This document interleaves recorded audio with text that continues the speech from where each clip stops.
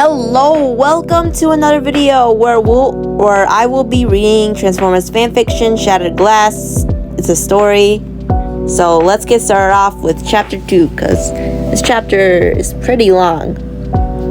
Ratchet and the three new arrivals had a staring contest. No one wanted to look away until Ratchet took a step closer. "Get away," Miko cried, if that was even Miko. Ratchet stopped, keeping his gaze firm. The second tallest one gulped. "Guys, his optics, his paint job, he's different," the shorter one finished for him. The shorter one nodded. Ratchet didn't even want to scare them off, but he needed to work. "I don't intend to harm you," he simply stated, looking at them sincerely. "My name is Ratchet. You're Optimus Prime's medic and scientist," the female finished for him. Ratchet silently nodded, rather confused. "How do you know that?" "Megatron filled us in," the shorter one replied, like it was the most casual thing in the world. Ratchet frowned. "You've made contact with Megatron?" "Well, yeah, he's a Decepticon leader." "Of course he is, but he didn't hurt you?" "You're kidding, right?" the shortest one asked as he raised an eyebrow. Ratchet was tempted to glare, but his better judgment told him not to.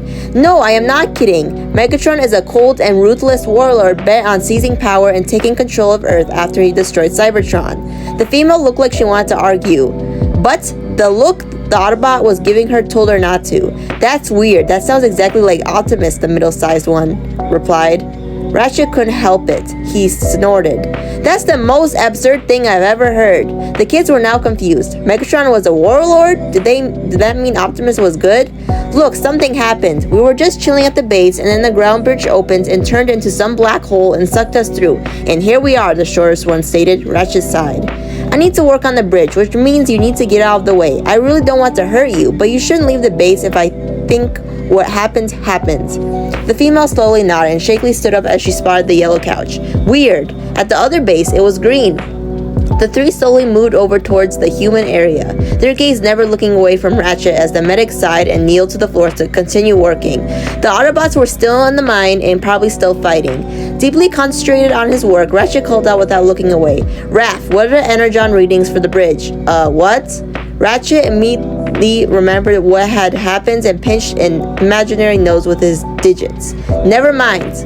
How do you know my name? You've always sort of referred to us as Decepticon human pets." Ratchet snorted again. "Change that to Decepticon human pests and that would sound like me," he muttered to himself before looking over to them. "Our human allies' names are Jack, Miko, and Raph." "Well, that's a mighty coincidence," the female muttered. "That's our names." Ratchet nodded. He thought so. Although something told him that he wouldn't mind this Miko much and would probably mind this Raph more. He looked back down at his work as the comm went off again.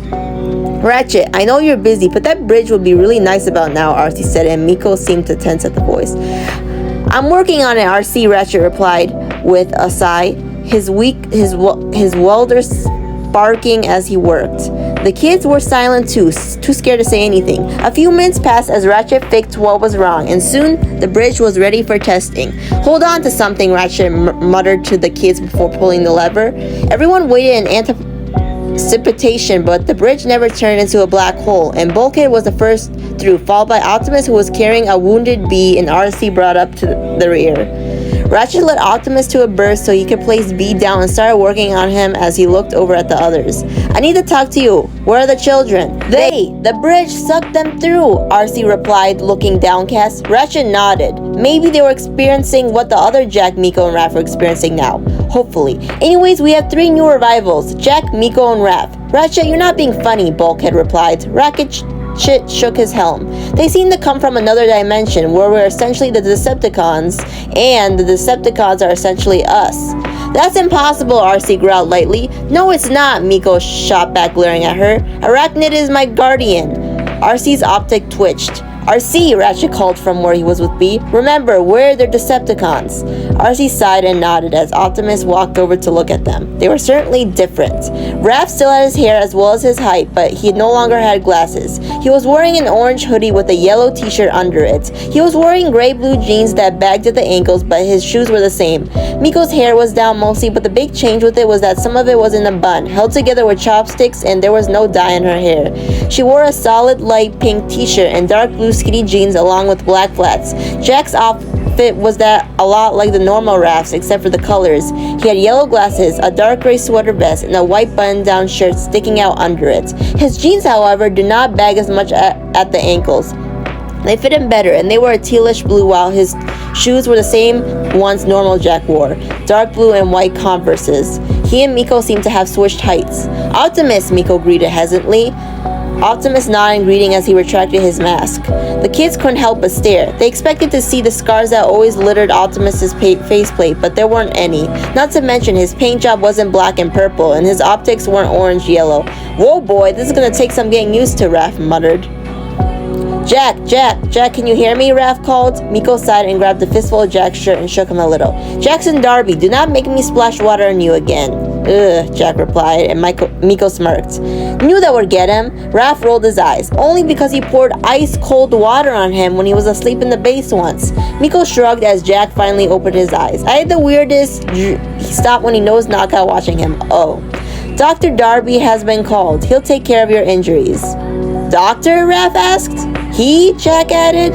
Miko looked at each Decepticon, looking them up and down as if she were assessing them. "Guys, this isn't right." "You're telling me," Jack muttered. "Soundwave is white and blue, not blue and purple. Starscream is white, red, and blue. Arachnid, white, blue, and pink. Knockout is blue, and his finish is scratched, and he has an eye patch. And Breakdown is green and has both optics, and Megatron is silver and red and no scars," Raph whispered. "And all their optics are blue," Jack added, placing a hand on his head, feeling the injury. He took his outer shirt off and pressed it against the wound. He looked up at Megatron, glaring slightly. "What's going on here?" "All we know is a black hole opened up, sucking our human allies through, and then you came," Starscream replied before Megatron could. "Did we ask you?" Screaming, Miko practically snapped. The Seeker seemed taken slightly aback at her remark. "Miko," Jack said, looking over at her, "we kinda want them to like us." Miko made a face at the thought of making friends with the Decepticons. "This is going to be really weird," she muttered. Raph nodded in agreement. "I know it may take some time getting used to," Megatron started, and the kids jumped at his voice. "It was less threatening, it was friendlier, warmer, more inviting, but know that we do not want to harm you." "That's gonna be hard to remember," Jack muttered as he briefly glanced toward Arachnid and Miko to Breakdown. "May I ask why?" Knockout asked. Jack frowned, but Miko spoke before he could. "You tried shooting at Jack when he was racing with Bumblebee. Arachnid has tried killing him to torture RC even more, and Breakdown threw a pillar at me in Greece before Bulk had saved me. Starscream harassed me and Bulk. And you," Jack added, looking up at Megatron, "we had a conversation in the mine." The kids all stared dumbfounded at Jack as Megatron looked at him. "I do not know what you're talking about," he said simply. "Hold on," Arachnid said, gesturing for Miko to slow down. "You three are with the Autobots?" "Of course," Raph replied quietly. "They're our guardians." "And they didn't try dissecting you?" Knockout asked skeptically. "What? No, they never hurt us." "I find that a little hard to believe," Breakdown muttered. "Well, yeah, you guys are our enemy," Miko argued. "Something strange is going on," Knockout muttered. Soundwave nodded once in agreement. "So, if we're now in a world where we seem to be good, does that mean," Raph trailed off, "is Optimus evil?" Jack asked. Megatron nodded. "A warlord bent on seizing power and destroying humanity." The kids all made faces with each other. "That wasn't Optimus. That wasn't Optimus at all. That was Megatron." What strange dimension were they even in? And that is it for chapter 2 of this Transformers fanfiction Shattered Glass. Anyways, I'll be continuing this series as I like it. Anyways, I hope you enjoyed this video. I'll see you later.